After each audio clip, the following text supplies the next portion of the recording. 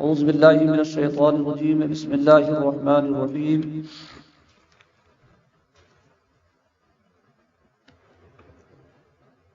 متکئین فیہا علی الارائک لا یرون فیہا شمسا ولا زمہریرا ودانیۃ علیہم ظلالها وذللت قطوفها تذلیلا صدق اللہ العظیم ان اللہ وملائکتہ یصلون علی النبی یا ایھا الذین آمنوا صلوا علیہ وسلموا تسلیما اللهم صل علی محمد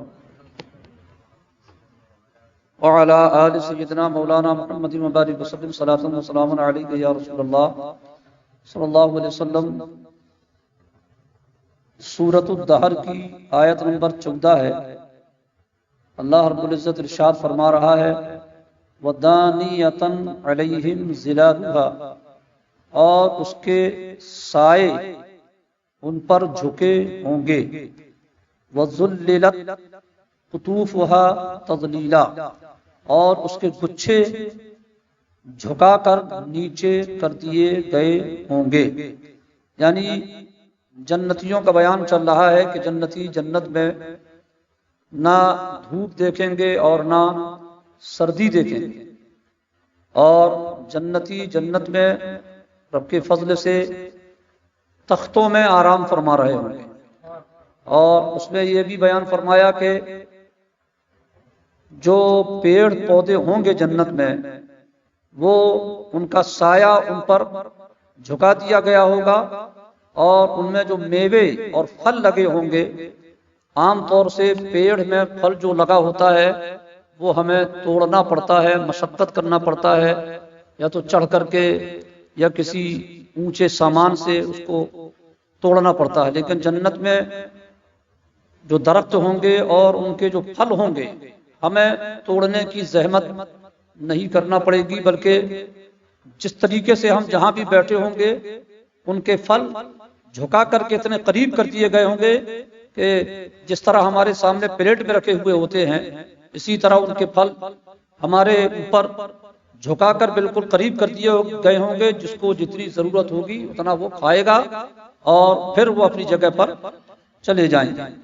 وَيُطَافُ عَلَيْهِمْ بِآنِيَةٍ، اور ان پر چاندی کے برتنوں، من فضہ، اور ان پر چاندی کے برتنوں اور کوزوں کا دور ہوگا، وَأَكْوَابٍ كَانَتْ قَوَارِيرَا، جو شیشے کے مثل ہو رہے ہوں گے۔ چاندی کے برتنوں میں انہیں شراب طہور جنتی چشموں سے جو پلایا جائے گا، وہ بتا رہا ہے رب العالمین کے جنت میں وہ چاندی کے برتن ہوں گے چاندی کے، مگر وہ اس طریقے سے چمک دمک رہے ہوں گے جیسے شیشے کے ہوں گے۔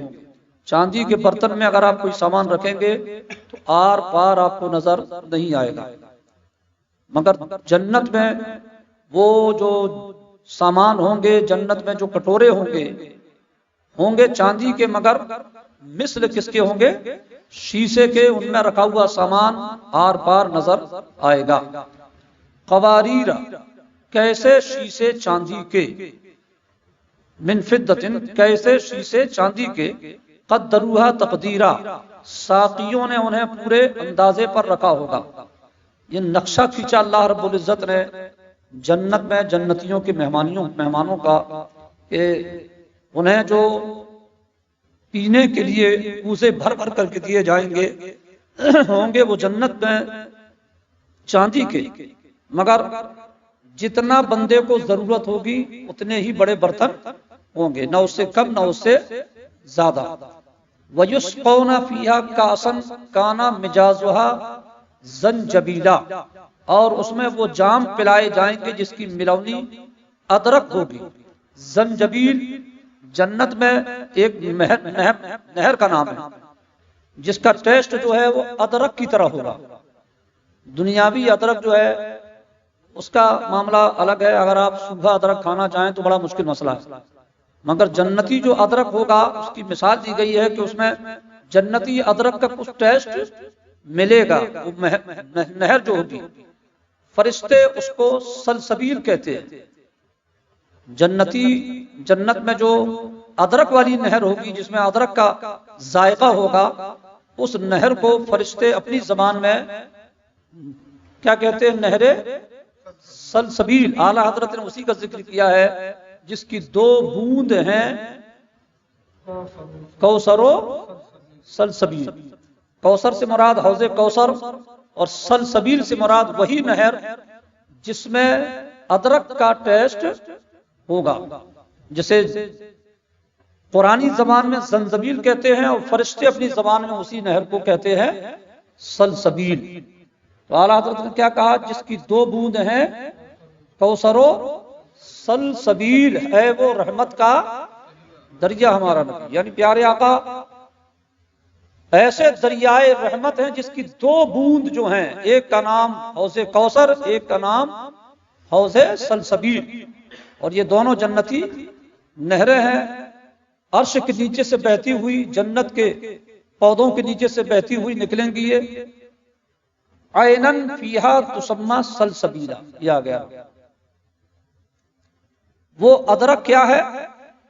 جنت میں ایک چشمہ ہے جسے سلسبیل کہتے ہیں۔ اعلیٰ حضرت کا شعر میں سلسبیل سن کر کے ذہن میں آیا تھا کہ سلسبیل ہے کیا؟ آج قرآن مبارک نے اس لفظ کی تشریح کر دی۔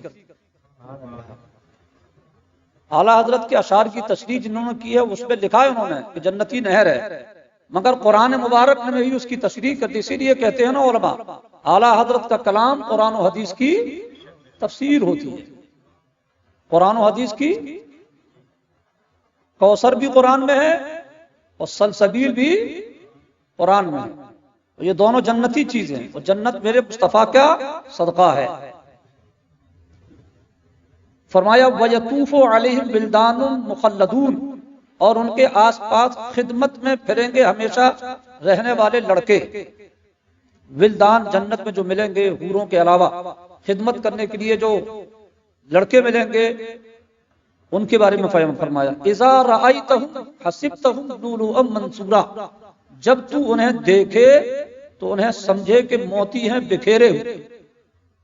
دنیاوی لڑکے دیکھیں گے تو موتی نہیں لگیں گے دیکھنے میں، کتنا بھی خوبصورت لڑکا ہو دنیا میں نابالغ، اس کو دیکھیں گے تو موتی کی طرح لگے گا وہ، مگر جنت میں اللہ تبارک و تعالی خدمت گزاری کے لیے جو ولدان ہمیں عطا فرمائے گا جنتیوں کو، الحمدللہ پیارے آقا کے صدقے میں، جب انہیں دیکھے گا تو لگے گا جیسے یہ موتی ہیں۔ سمجھ لیجئے جنت بھی خدا کی عظیم نعمت ہے، اور جنت میں جنتیوں کو جو یہ ملے گا وہ بھی خدا کی بہت بڑی نعمت ہے۔ قرآن میں اللہ نے اس کا نقشہ کھینچا ہے، قرآن میں باقاعدہ اس کا نقشہ کھینچا کہ یہ ایسا ہوگا، جنتی جنت میں بیٹھے ہوں گے، تختوں میں تکیہ لگائے آرام کر رہے ہوں گے، پیڑ جھکے بالکل سامنے آ گئے ہوں گے، انگور ہے، ہر قسم کے میوے بالکل سامنے ہوں گے، جو کھانے کا من کرے گا کھاؤ۔ پانی کی جگہ پر وہ ولدان جو ہے جنتی کٹوروں میں پانی لے لے کر کے گھومیں گے، اور وہ پانی آر پار دیکھے گا، اس پانی میں ادرک کی ملونی ہوگی، کوثر بھی ملے گا اور سلسبیل بھی۔ اللہ تبارک و تعالیٰ اپنے حبیب پاک صاحب الاوراق صلی اللہ علیہ وسلم کے صدقے اپنے رضا کے کام کرنے کی توفیق عطا فرمائے۔ اللہ تعالیٰ اپنے حبیب کے صدقے ہمیں جنت میں داخل عطا فرمائے۔